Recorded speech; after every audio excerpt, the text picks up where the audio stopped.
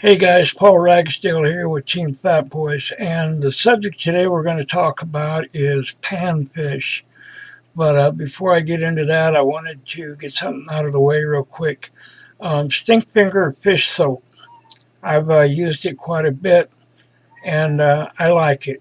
In my opinion, it's the best soap to get rid of the smell of fish on your hands, on your clothes, or whatever, fishing, or with your hand in liver, any of that other stuff, and get that on your hands. This here takes the stink off of the hands. And normally on the first washing, you make sure you lather up real good, and then rinse it, dry your hands, and it'll take care of that smell.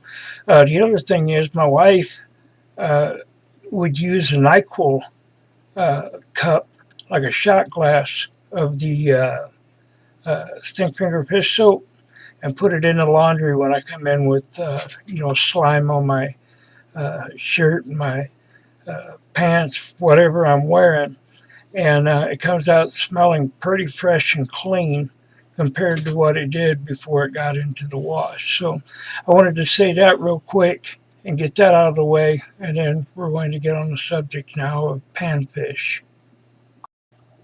The main reason they call them panfish is because once you get them cleaned, they will you can fry them in a cast iron skillet and not have to cut them up in chunks or fillet them or anything like that. Although I like my fish filleted, bluegill I will eat with the bone in, because it's just a whole lot easier. Um, you know, when you dress these fish out, you scrape them with a spoon or a knife from the tail, and you start scaling them towards the head. Once you get all the scales off, then it's time to go into the chest cavity, take the tip of your knife, work your way down to the anus, and once that all splits, you reach your finger in there and you pull out the entrails, rinse the inside of the fish off, then cut the head off. And the reason why I cut the head off last is because it's something to hang on to. If you don't, your hands are slimy. It's really hard to hang on to them. So next week, I'm going to show you how I tie my stuff up for bluegill, crappie, catfish, and I'm going to do a whole show on that. And that way you can get an idea of what I'm doing, and then you can do searches on YouTube and maybe find out something else that will help you along the way as well. So anyway, that's enough of that. Oh, by the way, the equipment's really cheap if you're bluegill fishing and stuff.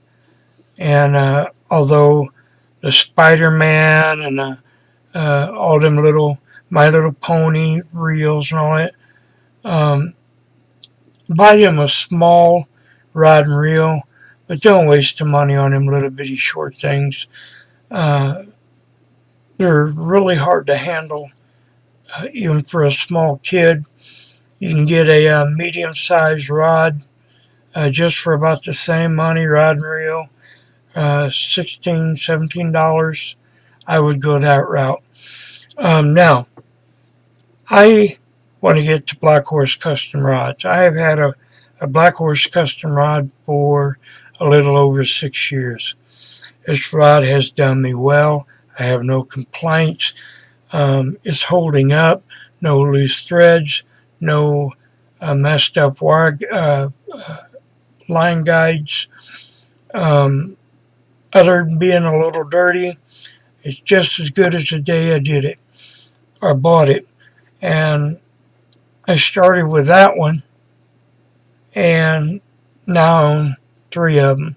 Just about every Team Fat Boyz member owns 2 or more. So anyway, I did a review 6 years ago on this rod, and I put it through stuff that you normally wouldn't put a rod through. And I want to say at the back of this video, there's going to be a QR code.